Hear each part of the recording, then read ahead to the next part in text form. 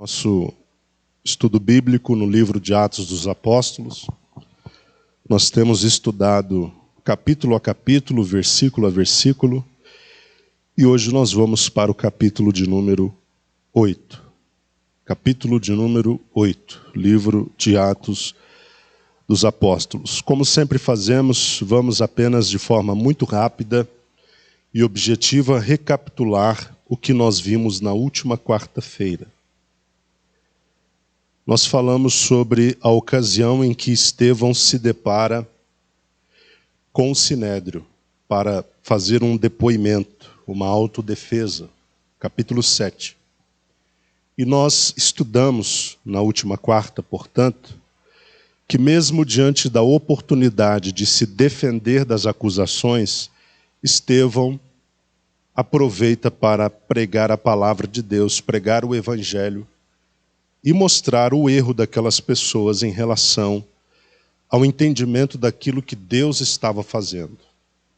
Então ele usa aquela oportunidade para falar sobre isso, não para se defender, mas para mostrar como aqueles homens que o estavam inquirindo e pressionando, na verdade não estavam enxergando como Deus estava agindo ao longo da história para criar aquele ambiente onde o Messias viria para cumprir a sua missão. E, de fato, ele veio, cumpriu a sua missão, mas estes homens, bem como os judeus, não estavam enxergando. Ele finaliza o seu depoimento dizendo que aqueles homens, versículo 51, eram homens de duro entendimento, homens duros de entendimento. Algumas traduções colocam como homens de dura cerviz. Ele denuncia também que eram homens incircuncisos de coração e de ouvidos. Ou seja, eles não apenas não estavam prontos para se flexibilizarem diante do mover de Deus e entender como este mover estava acontecendo, como também eles não tinham um coração e um ouvido dedicado a Deus para que pudesse ouvi-lo e receber dele a verdade sobre o que estava acontecendo. E eram também homens sempre resistentes ao Espírito Santo. E ele prossegue afirmando no versículo 51 que eles, aqueles que o estavam inquirindo, da mesma forma como agiram os seus pais, eles também estavam agindo. Ele pergunta: que profeta os vossos antepassados não perseguiram? Assassinaram até mesmo os que anteriormente anunciaram a chegada do justo. Ele está falando de Jesus e sobre os profetas messiânicos, do qual agora vos tornastes traidores e homicidas do justo, que havia sido já anunciado pelos profetas messiânicos. E versículo 53, ele finaliza dizendo: vós que recebestes a lei por ministração de anjos, porém não a obedecestes. Isso aqui foi muito forte para o Sinédrio, porque eles se gabavam de ser observadores da lei. E aqui Estevão está denunciando que eles não eram obedientes a esta lei que supostamente eles guardavam. Quando eles ouviram estas palavras, eles se enfureceram muito, a ponto dos dentes rilharem, a ponto dos dentes serem esfregados um sobre o outro de raiva, de ira contra as palavras de Estevão.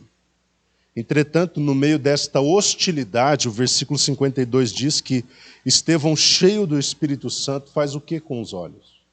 Ergue em direção ao céu e ele contempla o quê? A glória de Deus e Jesus em pé à direita de Deus. Ele exclama ao Sinédrio dizendo: eis que vejo os céus abertos, o Filho do Homem em pé à direita de Deus. Mesmo diante deste poderoso testemunho, dado nas palavras anteriores de Estevão e agora na sua visão, aquelas pessoas permaneceram irredutíveis na sua incredulidade. Fizeram o quê?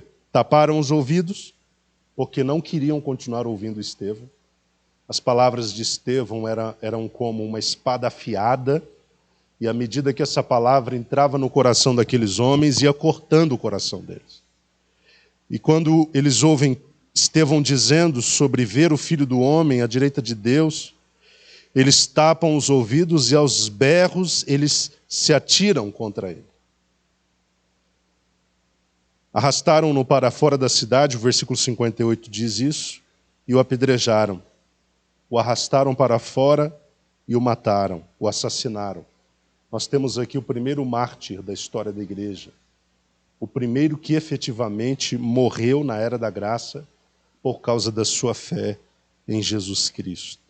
As testemunhas deixaram suas roupas aos pés de um jovem, e este jovem se chamava Saulo. Assim, enquanto apedrejavam Estevão, a sua reação foi uma reação poderosa. Ele declarava no coração: Senhor Jesus, recebe o meu espírito, porque ele sabia que para aquele momento não haveria livramento. Tem que ter muita fé, não tem, queridos? Para você, estando numa situação como essa, sendo apedrejado, e entender, discernir que a vontade de Deus é que você morra naquela situação. É necessário muita maturidade cristã para discernir uma vontade como essa e para aceitá-la. E o versículo 60 diz que ele cai de joelhos e clama em alta voz: Senhor, não lhes atribua este pecado. O coração permanecia generoso, permanecia amoroso. Ele faz a oração que Jesus fez. E tendo dito estas palavras, ele adormeceu. E a palavra adormecer, como vimos aqui, é uma expressão para morte. Morreu. Morreu. Chegamos então no capítulo 8. Exatamente. O cristão, ele sai desse invólucro, né? Ele sai desta casa terrestre e ele já entra na eternidade para viver eternamente. Para o cristão não existe morte eterna, existe vida eterna. É uma vida na sequência dessa vida. Essa vida encerra, entra uma outra vida que é a vida eterna. Chegamos então no capítulo 8, que é o capítulo de hoje, que diz: E Saulo estava aprovando o assassinato de Estevão. Daquele dia em diante estabeleceu-se grande perseguição contra a igreja em Jerusalém. Todos, exceto os apóstolos, foram dispersos pelas regiões da Judeia e de Samaria. A primeira informação que nós temos é que esse jovem Saulo, aos pés de quem as testemunhas lançam as roupas, ele estava consentindo com o assassinato de Estevão. Ele estava concordando com a morte daquele homem. E a partir do capítulo 8 nós temos Saulo assumindo um papel de protagonismo na perseguição dos crentes. Como o próprio Saulo testemunha posteriormente, ele diz que era um fariseu, tido como fariseu dos fariseus. Ele era um homem extremamente zeloso. Era um homem extremamente observador da lei judaica. E foi esse zelo, sem entendimento, que fez com que Saulo, posteriormente Paulo, viesse a perseguir o povo de Deus. Ele reconhece isso, que no tempo em que ele consentiu com as mortes dos crentes e também colaborou para que estas mortes acontecessem e para que estas perseguições acontecessem, isso foi fruto de um zelo sem entendimento. Não é que ele não amava a Deus, é que ele tinha um zelo tão desprovido de entendimento que isso o levou a fazer o que fez. Então nós temos aqui que daquele dia, ou seja, da morte de Estevão em diante, foi estabelecida sobre a igreja uma grande onda de perseguição. E todos se dispersaram, com exceção dos apóstolos. Aqui muitos questionam por que os apóstolos também não foram dispersos. E alguns estudiosos acreditam que talvez eles tinham ciência de que as autoridades religiosas judaicas não os matariam, sendo eles os cabeças desta chamada seita do caminho. Eles tinham no coração o entendimento de que não seriam perseguidos até a morte naquele primeiro momento, porque eles eram os cabeças da igreja, e caso um deles fosse morto naquele primeiro momento, isso traria uma grande revolução popular.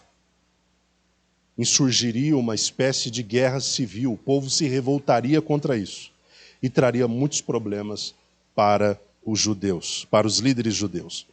Então, todos os crentes, com exceção dos apóstolos, eles são dispersos pelas regiões da Judéia e da Samaria. Eu quero lembrar os irmãos daquilo que Jesus disse no capítulo 8, no capítulo 1, versículo 8. Ele disse que o Espírito seria dado, o poder do Espírito seria concedido, eles receberiam esse poder para serem testemunhas. E aí nós temos a chave do propósito de Cristo. Testemunhas em Jerusalém, na Judéia, na Samaria e até os confins da terra.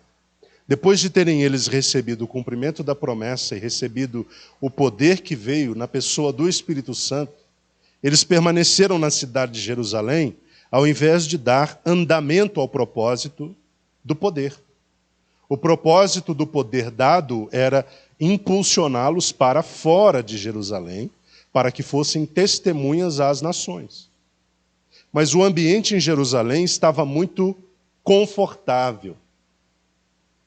E os irmãos sabem que o ser humano adora conforto. O ser humano ama lugar de conforto. Você quer atrapalhar um ser humano, é querer empurrá-lo para fora de uma zona onde ele se sente confortável. Porque o ser humano já nasce com essa expectativa de criar um ambiente confortável para permanecer ali. Ele quer criar uma zona de conforto, ele não quer estar em nenhum momento com a sensação de insegurança, de incerteza, de medo, de pavor, de desespero. Ele cria um lugar confortável para estar. E ele fica naquele lugar, enquanto não é empurrado para fora dali. A igreja criou um ambiente confortável em Jerusalém. O poder do Espírito Santo se manifestando. O poder não apenas veio, mas ele foi repercutindo dentro da igreja, se manifestando dia a dia. Pessoas estavam sendo convertidas a Cristo, estavam recebendo o toque do Espírito Santo para a conversão em Cristo. Tudo era comum entre eles, pessoal vendendo propriedade, vendendo bens, doando dinheiro para a igreja para que todos fossem assistidos. Um povo vivendo unanimemente em comunhão de oração, em comunhão de propósito, em comunhão de vida.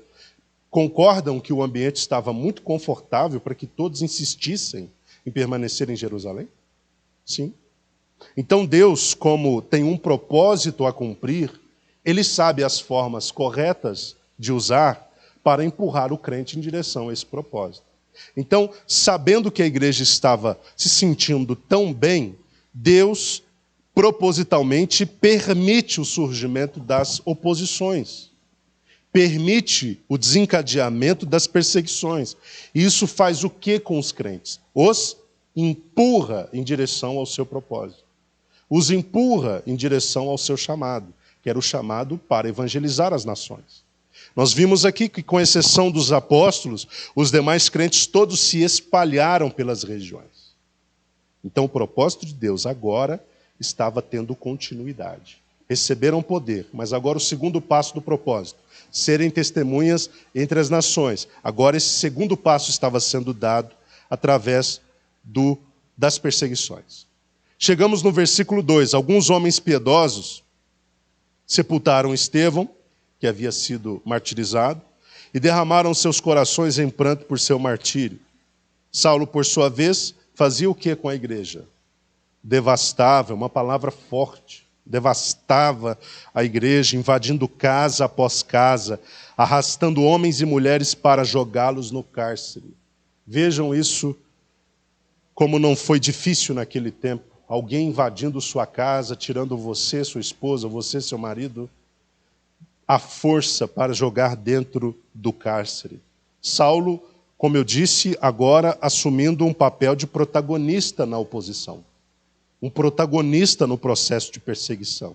Invadindo casa após casa, ignorando a presença dos filhos e arrastando os pais, homens e mulheres, para a prisão. Versículo 4. Enquanto isso, os que haviam sido dispersos pregavam a palavra por onde quer que fossem. Esse versículo está associado ao versículo 1 que nós lemos.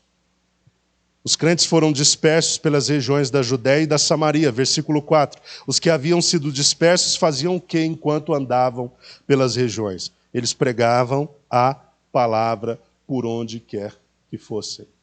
Porque esta era a instrução, esta era a missão. Quando Jesus, conversando com os discípulos, falou sobre a evangelização, ele disse: ide por todo o mundo e pregai o evangelho. E eu já expliquei aos irmãos que há uma tradução interessante para esse texto. Essa tradução diz: enquanto vocês vão pelo mundo, preguem o evangelho. Enquanto vocês estão indo pelo mundo, preguem o evangelho. Porque essa é a perspectiva correta de enxergar a evangelização. A evangelização, o processo evangelístico, não é algo necessariamente pontual. Nós destinamos um lugar para evangelizar, mas é algo que acontece enquanto nós estamos andando pelo caminho. Não necessariamente só no Sagrada Família, não necessariamente só na região do Boa Vista, porque nós estamos aqui. O evangelho deve ser pregado enquanto estamos indo. Indo para onde quer que seja. Fazendo o que quer que seja. Cumprindo o que quer que seja. Então, enquanto eles se espalhavam e andavam pelas regiões, eles pregavam a palavra de Deus, davam testemunho de Jesus. Versículo 5 começa a falar sobre um homem chamado Filipe, que era um dos 7 diáconos. Nós temos Estevão, que foi este expoente, que era também um diácono, e agora nós temos a menção do segundo diácono, aqui em Atos, que é Filipe, que também era um dos 7 diáconos. Ele foi para uma cidade chamada Samaria, e ali lhes anunciava a Cristo. O que a descida de Filipe e de muitos irmãos para a região de Samaria significava? Significava que Jesus havia conseguido quebrar aquele preconceito que havia entre judeus e samaritanos. Jesus, a partir do cristianismo, a partir do evangelho, ele conseguiu abrir a mente dos judeus convertidos para o fato de que no reino de Deus não há judeu, não há grego, não há escravo, não há livre, não há judeu, não há samaritano.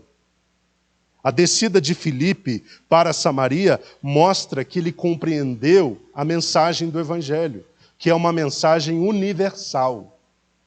Uma mensagem que deve ser pregada a todos indistintamente, até mesmo para os samaritanos. Os irmãos conhecem a história da rixa entre os judeus e samaritanos. Se os irmãos olharem no mapa da Palestina, Samaria está no caminho de quem vai para o sul, do sul para o norte, por exemplo. E é uma região grande. O judeu ali, muito apegado ao preconceito contra os samaritanos, quando ele tinha que atravessar a região de Samaria, para não atravessar, ele dava uma volta absurda por fora do território de Samaria para chegar no destino dele, que ficava ao norte, depois de Samaria. Eles levavam isso muito a sério, eles não admitiam a existência dos samaritanos. E os samaritanos também nutriam uma relação de oposição contra os judeus. Quando Jesus conversa com a mulher diante do poço de Jacó, em Samaria, ela diz: como sendo tu um homem judeu, oferece ou pede água a mim, que sou mulher samaritana? Na cabeça dela também havia esse conflito histórico presente. Mas o evangelho, ele rompe essas barreiras, ele rompe essas estruturas de diferença, essas estruturas de distanciamento entre as pessoas. O evangelho supera isso, o evangelho passa por cima disso, porque o evangelho visa alcançar todos os homens. Filipe desce para Samaria. Aqui nós temos outra informação importante. Nós temos Pedro e os apóstolos cuidando do evangelho aos judeus. Nós temos Filipe cuidando do evangelho aos samaritanos. E nós temos posteriormente Paulo cuidando do evangelho aos gentios. Então nós podemos dividir a estrutura da evangelização nesses 3 pontos. Nós temos Pedro e os apóstolos cuidando de uma evangelização em massa dos judeus. Filipe cuidando de uma evangelização dos samaritanos e o apóstolo Paulo cuidando de uma evangelização do mundo gentílico. Então Deus tem as suas formas de trabalhar através de cada homem para que o evangelho seja divulgado, propagado. Versículo 6. Assim que o povo ouviu a Filipe, o que Filipe pregava? Pregava, segundo o versículo 5, parte final, pregava a Cristo. Qual foi a reação do povo? Ouviu a Filipe e viu os sinais e maravilhas que ele realizava. Qual foi a resposta geral de todos, deram unânime e absoluta atenção ao que ele ensinava. Eu pergunto aos irmãos, como sempre faço, quando chegamos num assunto próximo deste, por que as pessoas deram unânime e absoluta atenção ao que Filipe pregava sobre Cristo? Porque eles não apenas ouviam, mas eles também viam os milagres e os sinais e as maravilhas que ele operava. Então, os sinais, os prodígios, as maravilhas, os milagres, eram o gatilho para atrair a atenção unânime das pessoas. As pessoas, elas têm dificuldade de simplesmente só ouvir o que você está dizendo. Se você não demonstrar aquilo que você está dizendo, o ímpio tem dificuldade de dar atenção ao que você está dizendo. Por essa razão, nós precisamos, como eu sempre tenho encorajado os irmãos, buscarmos de Deus esse poder sobrenatural para a operação de milagres e maravilhas hoje, nesse tempo, nessa época, nessa fase, onde nós estamos vivendo. Porque isso vai colaborar para que a mensagem do Evangelho encontre no coração das pessoas toda a atenção que essa mensagem merece. Porque como as pessoas vão contestar um milagre? Elas podem duvidar do que você está dizendo sobre Jesus, mas como vão contestar o milagre que veio a partir de Jesus? Então Filipe, não sei por que estou com Pedro na mente. Filipe, ele descendo então em Samaria, ele alcança sucesso na missão. Ele alcança sucesso no trabalho. Ele alcança sucesso no empreendimento. Porque ele tinha uma palavra poderosa que anunciava Cristo, mas ele tinha um Espírito poderoso operando a partir dele, que era o Espírito Santo. Este Espírito realizava sinais e maravilhas. Isso provocou a atenção das pessoas e chamou a atenção delas. Versículo 7. Porquanto os espíritos imundos abandonavam a muitos, aos berros, e um grande número de paralíticos e aleijados eram curados. O que nós temos aqui no versículo 7? A discriminação de quais eram estes sinais e estas maravilhas operadas. Quais eram? Espíritos imundos abandonando muitas pessoas aos berros, grande número de paralíticos e aleijados curados. Estes eram os sinais, os prodígios e as maravilhas operados através das mãos do diácono Filipe, homem cheio do Espírito Santo. Versículo 8. E por esse motivo, o que aconteceu na cidade? Grande alegria sobreveio àquela cidade. Não apenas pelos milagres operados. Porque imagine a alegria gerada numa família por um parente que foi alcançado por um milagre na saúde. A família toda se alegrava. Imagine um pai vendo o filho paralítico, agora não mais paralítico. Isso gerava alegria na família. Imagine uma mãe vendo um filho que estava possesso por espírito imundo e agora o espírito já não perturba mais a vida daquele filho. Isso gerava alegria na família. Então, os sinais e os milagres geravam alegria, mas não apenas eles. A mensagem sobre Cristo também gerava alegria na cidade. Por quê? A mensagem de Cristo, ou seja, o Evangelho é o quê? São as boas novas de Deus. E quem não gosta de boa notícia? Então Filipe chega operando sinais e maravilhas, mas trazendo boas notícias do reino de Deus. Anunciando o favor de Deus em direção ao homem. Isso provocou grande alegria na cidade. Quando chega um homem de Deus, onde quer que seja, quando ele traz a mensagem do Evangelho, Deus o usa não apenas na mensagem, mas também com operação de maravilhas. Isso provoca alegria no ambiente. Isso cria uma atmosfera de alegria no lugar. Os irmãos conseguem compreender isso? Isso consegue criar uma atmosfera de gozo, de contentamento, porque onde chega um homem de Deus, uma mulher de Deus, com uma mensagem poderosa e com atos poderosos, isso muda a atmosfera do lugar. O lugar onde Satanás estava determinando as coisas, Samaria era um lugar onde Satanás estava determinando as coisas sobre muitas pessoas, escravizando, oprimindo, tirando a paz, o sossego e a alegria, e de repente chega na cidade um homem que recebeu o poder do Espírito Santo e uma mensagem.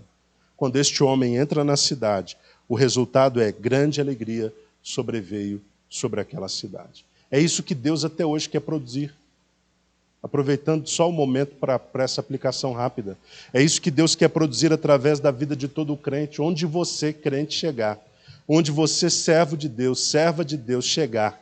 Você é representante legal de Deus, não apenas para trazer uma mensagem de boas novas, mas também para operar os milagres necessários através do nome de Jesus naquele lugar.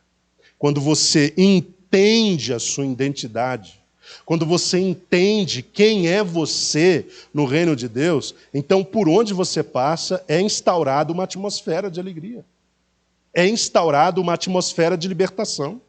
É instaurada uma atmosfera de cura.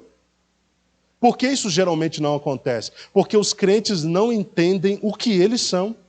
Eles não entendem qual é a sua identidade. Eles não sabem o que eles representam. Os irmãos conhecem aquela história da águia? Eu conheço um pouco essa história, da águia que foi criada com galinha. Vocês se lembram dessa história? A águia criada com galinha estava lá comendo milhinho todo dia, ali, circunscrita àquela limitação, àquela determinação da natureza, e ali. De repente ela descobre que pode ser o quê? Que ela é outra pessoa, ela é águia, ela tem outra natureza. E ela se pergunta, mas eu tanto tempo sendo criada como galinha, achando que era galinha, comendo como galinha, comendo comida de galinha, restrita às limitações de galinha, mas eu sou águia, como eu não vi isso? De repente ela descobre que ela pode chegar numa altura que galinha nunca chega, ela pode alcançar qualquer animal numa velocidade que galinha nunca atingiria e que ela pode andar nas alturas acima de qualquer que seja a tempestade. Por que isso acontece? Ela descobre quem ela é e a natureza que tem. O que eu mais vejo é crente agindo como galinha, comendo milho, limitado a uma situação que Deus deu a ele uma natureza para viver uma situação muito melhor e muito maior a essa. Nós temos um propósito grande, irmãos.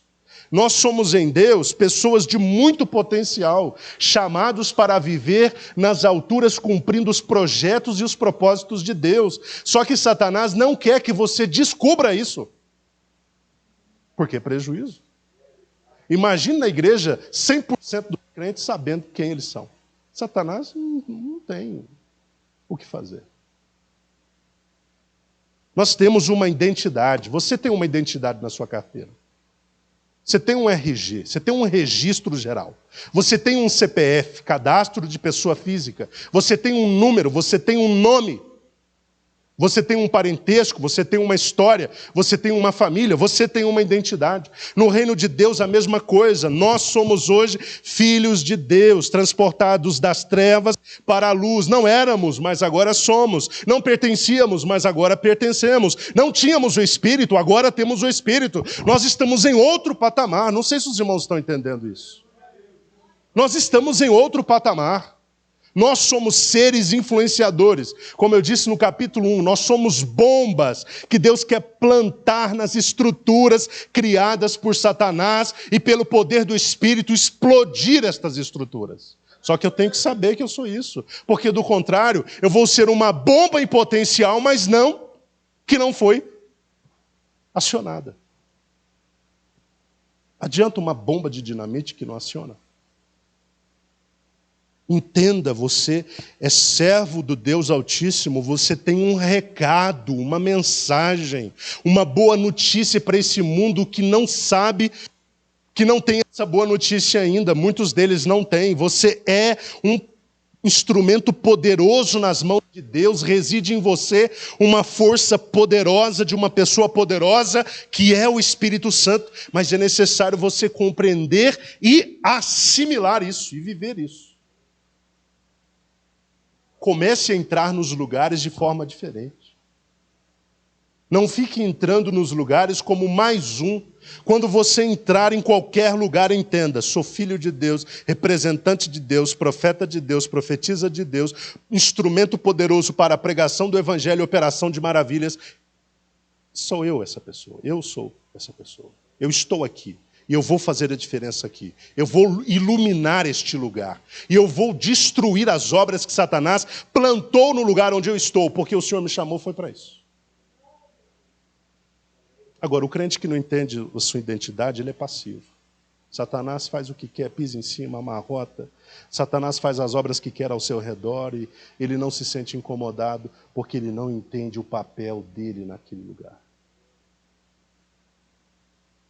Filipe, quando chega em Samaria, Satanás deve ter tido muita dor de cabeça, porque sabia que um homem que entende quem é, quando chega num lugar, Satanás perdeu com certeza. O que havia na cidade? Uma grande alegria. E por que havia grande alegria? Porque havia um homem que entendeu o seu chamado. Um homem. Não estou falando aqui de uma dezena de discípulos. Estou falando de uma dezena de discípulos.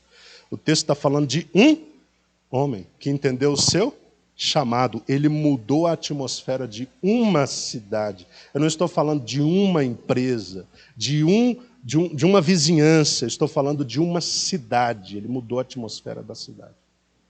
Porque ele entendeu para o que ele estava ali. Para o que nós estamos aqui? Para fazer número? Para sermos mais um dentre muitos? Que nós possamos buscar de Deus a capacidade de sermos diferenciados como servos de Deus. Onde nós formos, Senhor, implanta o teu reino aqui através da minha vida. Senhor, faz o milagre que é necessário aqui através da minha vida. Senhor, transforma a atmosfera desse lugar através da minha vida. Quando você faz isso, você coloca isso diante de Deus, é você que Deus vai usar mesmo. É você quem Deus vai levantar com poder naquele lugar para mudar aquele lugar. É você. Deus não vai levantar Jeremias, João Batista, os profetas do Antigo Testamento. Não vai trazer à vida Billy Graham, tantos outros homens que foram poderosos nas Escrituras. Deus vai usar, é você que está vivo agora. E se você está naquele lugar, é você quem Deus quer usar para transformar aquele lugar. Mas é necessário que você entenda o seu potencial, o seu poder, a sua identidade. Satanás quer que os crentes continuem sendo crentes com mentalidade de galinha. Sai disso, meu querido. Voa. Voa em Deus. Voa em Deus. Sai desse lugar de limitação. Comece a voar em Deus. Comece a chegar nos lugares para os quais Deus te destinou. Eu tenho colocado isso diante de Deus em oração. Confesso.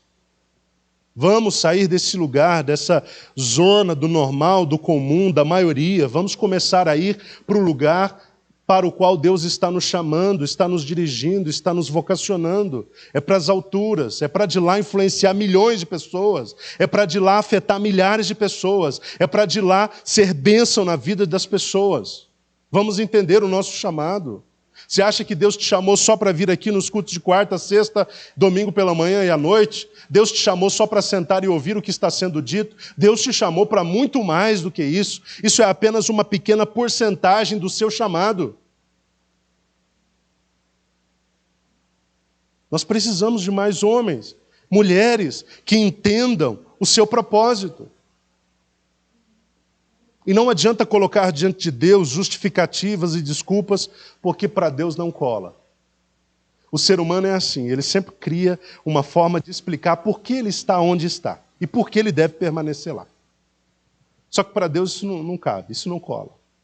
Não importa qual é a limitação, faça o que você tem que fazer.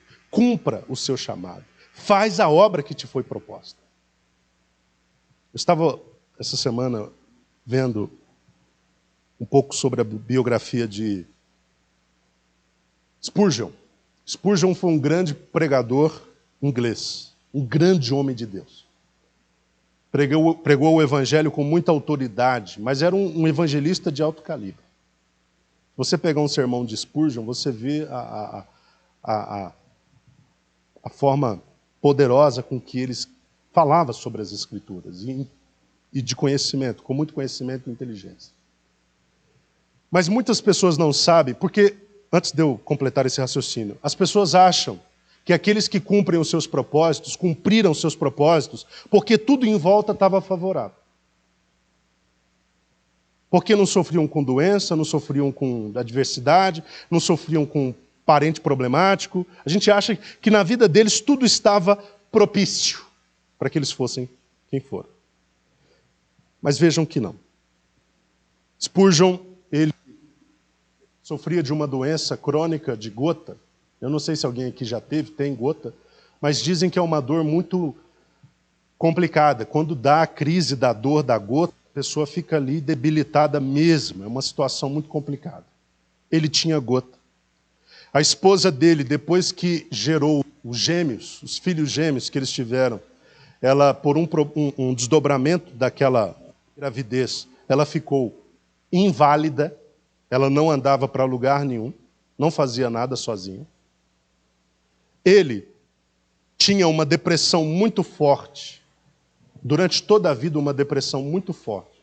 E ele tinha às vezes que se ausentar da igreja para tratar a depressão, voltar e tentar continuar um pouco mais.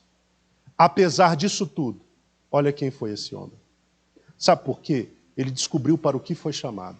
Ele descobriu quem ele era. Depois ele abandonou as desculpas. Certa vez ele chegou para os pastores que ele liderava,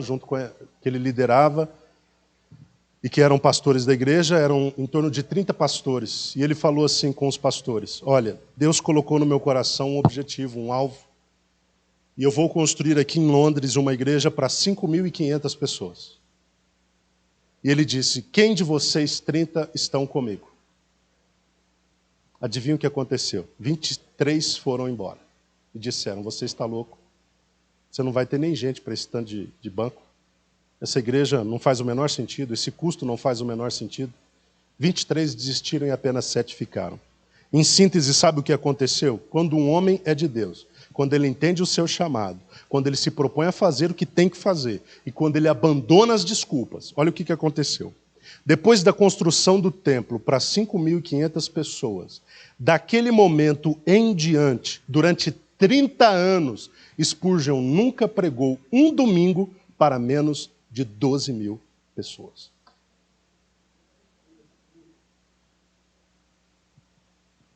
Acredite no que Deus está te chamando para fazer.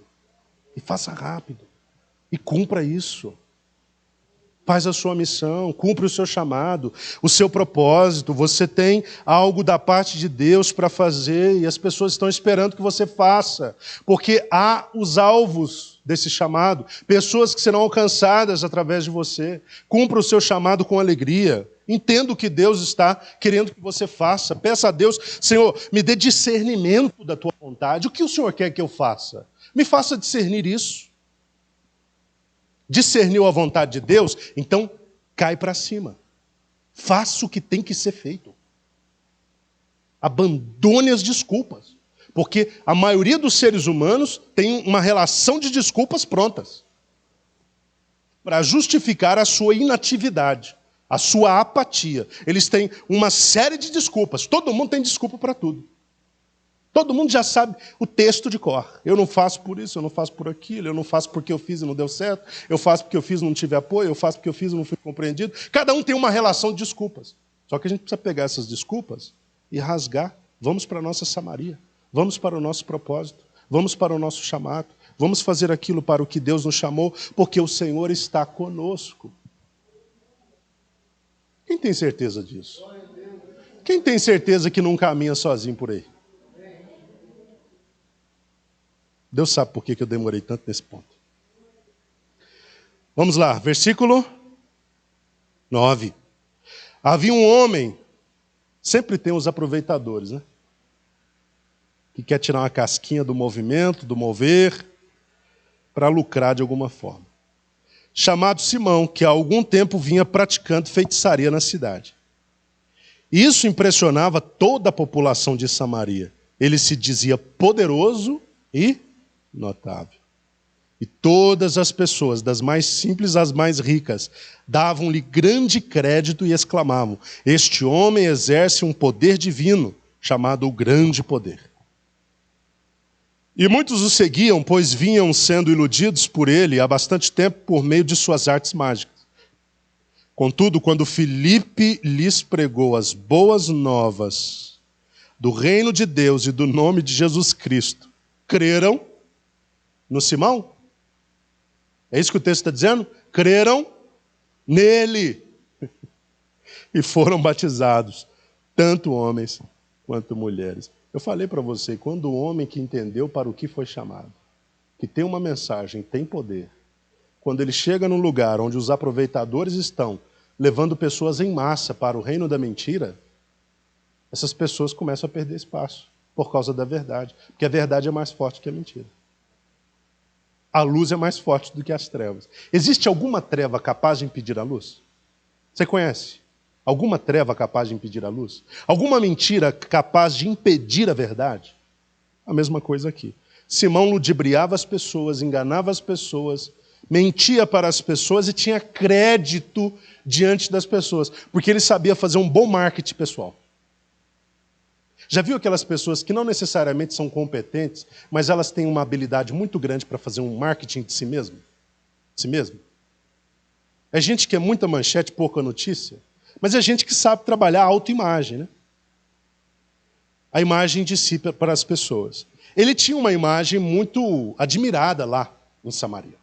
Só que Filipe chega com a mensagem que chegou, com o poder que veio com ele, o poder do Espírito Santo, e as pessoas deixaram de imediato o Simão. Porque o que Filipe estava trazendo era muito mais poderoso, muito mais vigoroso. A verdade era grande. E eles creram na mensagem de Filipe. Agora veja o versículo 3. O próprio Simão, da mesma forma, creu e foi batizado. Aqui há uma dúvida. Creu e foi batizado de coração ou por conveniência? Sabemos. E acompanhava com curiosidade a Filipe por toda a parte. Aqui já começa a levar a gente para a ideia de que talvez fosse conveniência. Né? Começa a tentar aprender com Filipe, porque charlatão é assim. Ele temporariamente se une a você, mas ele está com você para entender o segredo do seu sucesso, para depois roubar esse segredo e aplicar na vida dele para os propósitos dele. Ele começa a andar com Filipe por toda parte, contemplando perplexo os grandes sinais e maravilhas que eram realizados. 14. Então os apóstolos de Jerusalém, ouvindo que o povo de Samaria havia acolhido a palavra de Deus, enviaram para lá quem? 2 dos apóstolos, que eram Pedro e João. Estes, assim que desceram até eles, oraram para que recebessem o Espírito Santo. Oraram por quem? Pelos samaritanos convertidos, para que recebessem o Espírito Santo, o poder do Espírito Santo, porquanto o Espírito ainda não havia sido derramado sobre nenhum deles. Tinham apenas sido batizados em o nome do Senhor Jesus. Sendo assim, e à medida que Pedro e João lhes impunham as mãos, recebiam estes o Espírito Santo. Versículo 18, Simão volta para a cena.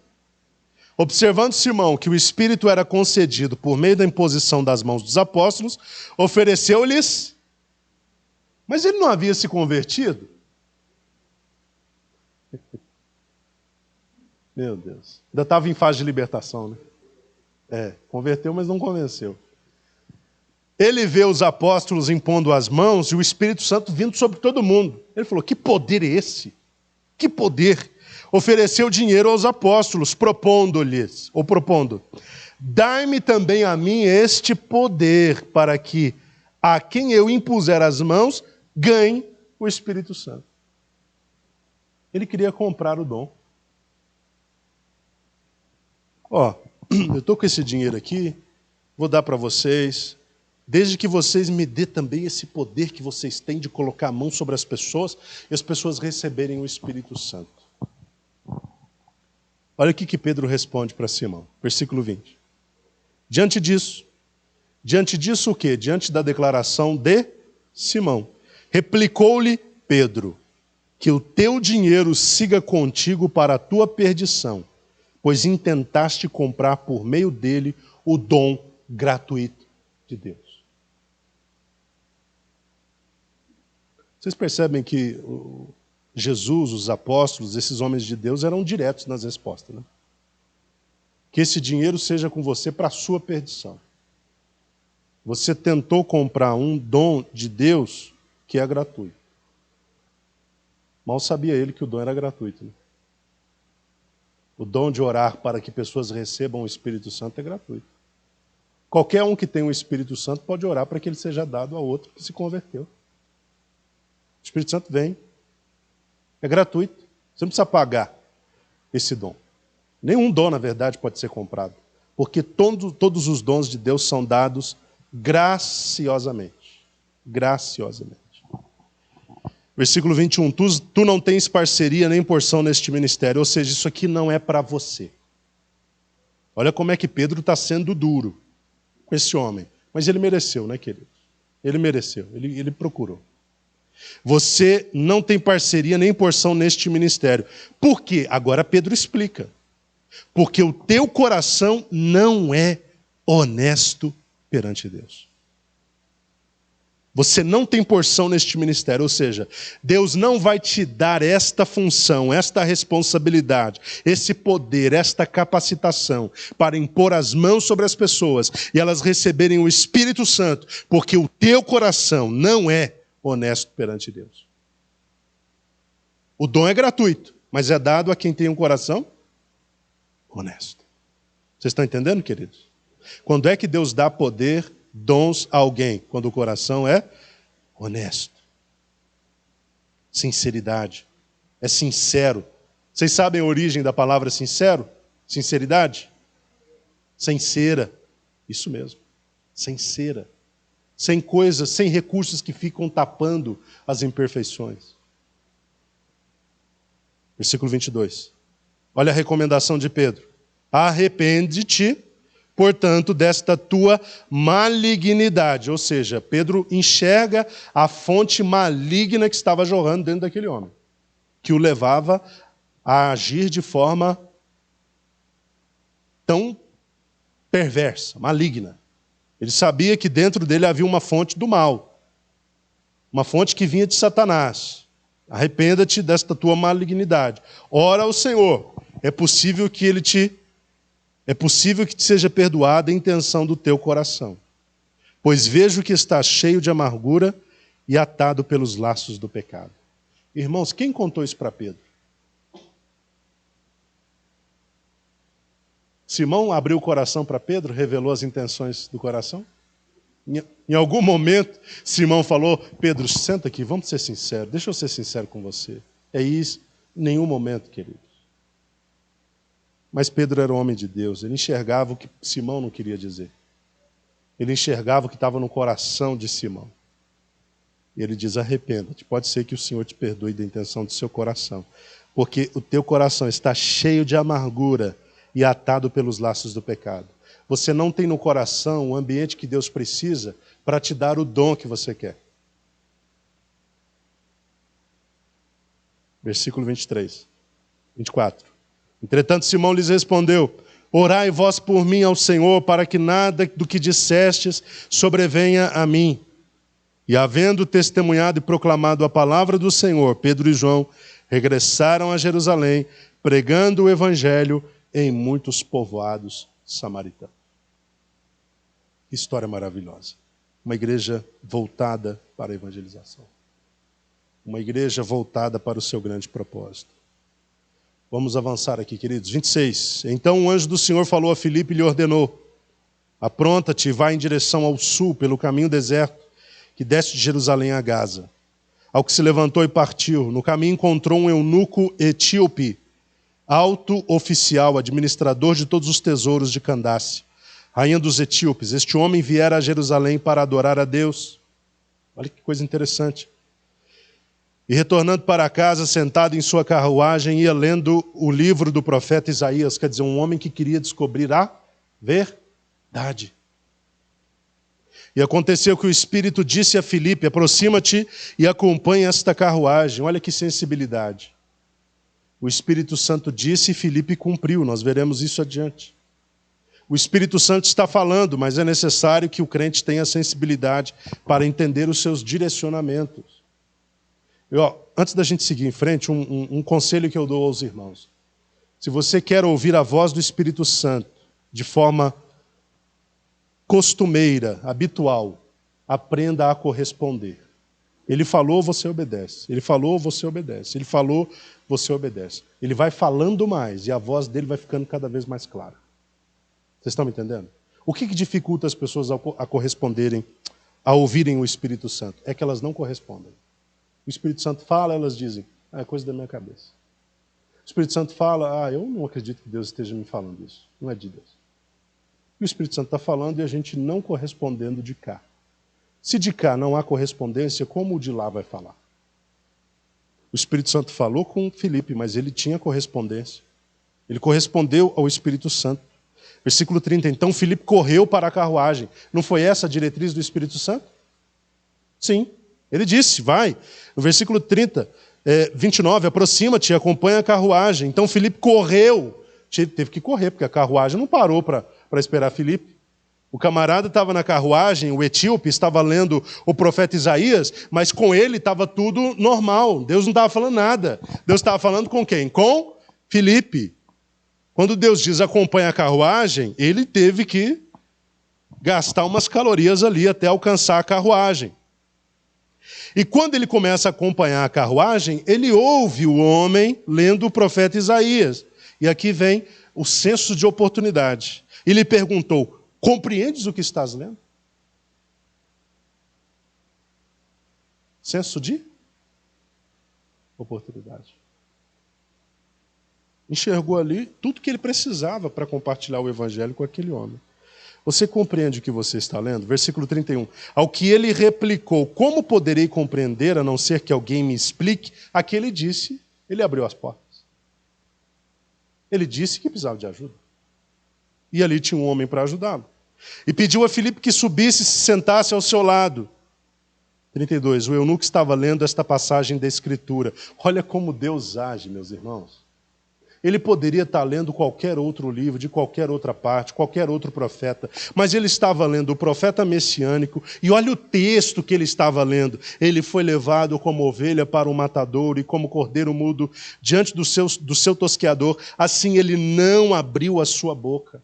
Em sua humilhação, a justiça lhe foi negada. Quem poderá contar a respeito dos descendentes dele, uma vez que sua vida na terra foi tirada?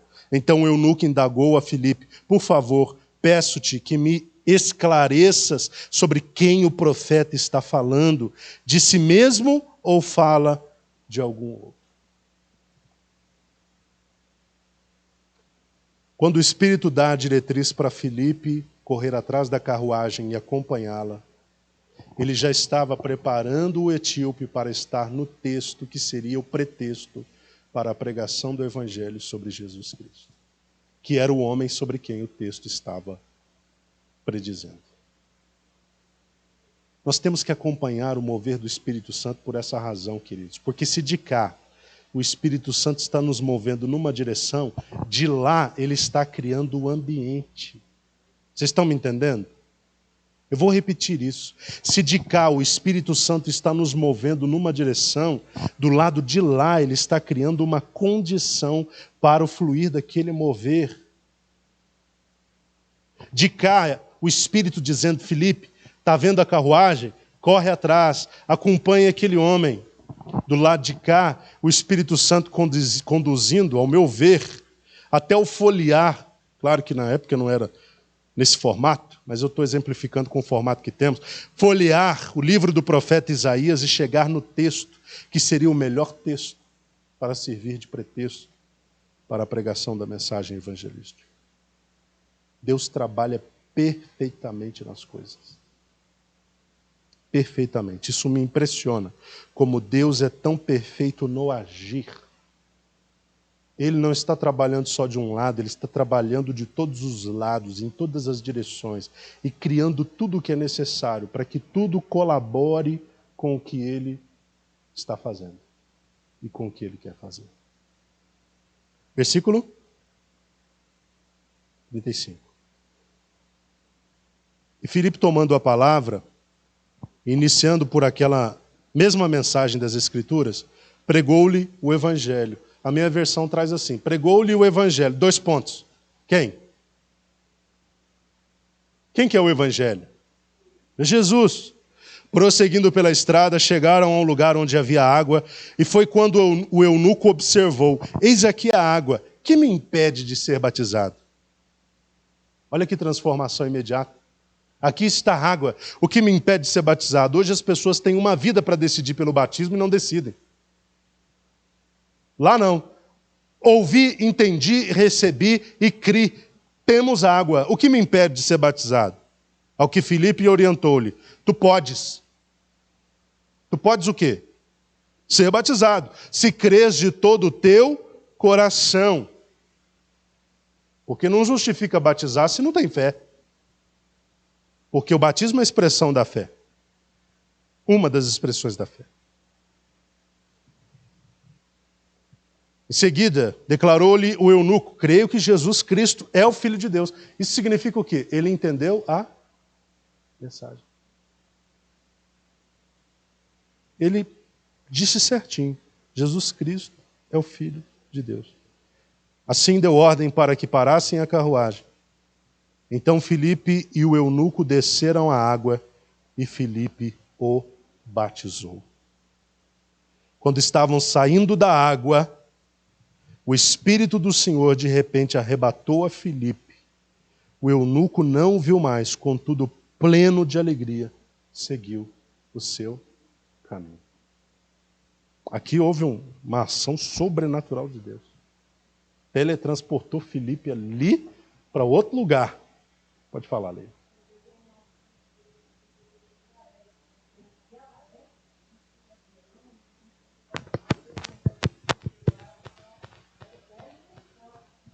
Era o meio mais... hoje seria um avião, né? Exatamente. O milagre, esse tipo de milagre era necessário. Não é que Deus não possa fazer mais isso, mas, obviamente, naquele contexto era o que tinha que ser feito, né? Hoje Deus pode fazer de outras formas, e dependendo do lugar, pode repetir o milagre, quem sabe, Deus sabe. Mas foi algo sobrenatural. Filipe, de repente, terminou de batizar o etíope, ele sai da água e o Espírito Santo pega Filipe. Que experiência, hein, queridos? Que experiência. E o eunuco, ele segue com... O que aconteceu com Samaria? A cidade se encheu de... O que Filipe, depois de pregar, o que o eunuco, depois de ouvir o evangelho, sentiu? É isso que o evangelho produz. É isso que o mover de Deus produz no coração do homem. 40, para finalizarmos. Entretanto, Filipe apareceu em Azoto. Apareceu por quê? Porque ele saiu lá do deserto onde ele estava, do lugar onde ele estava, e apareceu nesse lugar. Foi transportado para esse lugar, Azoto. E indo para Cesareia, pregava o evangelho em todas as cidades pelas quais passava. A missão continuava. Filipe não ficou preso ao último mover de Deus, não. Se Deus se moveu pouco tempo atrás, tem outros moveres. E para que esses moveres aconteçam, eu tenho que continuar me movendo, pregando o evangelho, pregando a palavra. E, obviamente, não foi só em Samaria que Filipe foi poderosamente usado. Por onde ele foi poderosamente usado. Que possamos aprender, irmãos, com esta história de hoje, a história de Filipe. A igreja sendo perseguida, os crentes se espalhando, pregando o evangelho, e de repente Lucas decide lançar zoom sobre o ministério de Filipe. E foi um diácono poderosíssimamente usado por Deus. Ele serve de exemplo para nós. Deus pode nos usar. Deus quer nos usar. Temos que descobrir quem nós somos, discernir a vontade de Deus, cumprir o nosso chamado, fazer o que nós temos que fazer e divorciar de qualquer que seja a desculpa. Vamos fazer. Porque se de um lado Deus está chamando, se de um lado Deus está cobrando, se de um lado o Espírito está impelindo, do outro lado Deus já criou toda a situação necessária para que você chegue ali e seja a resposta. Amém, queridos? Que Deus abençoe os irmãos poderosamente.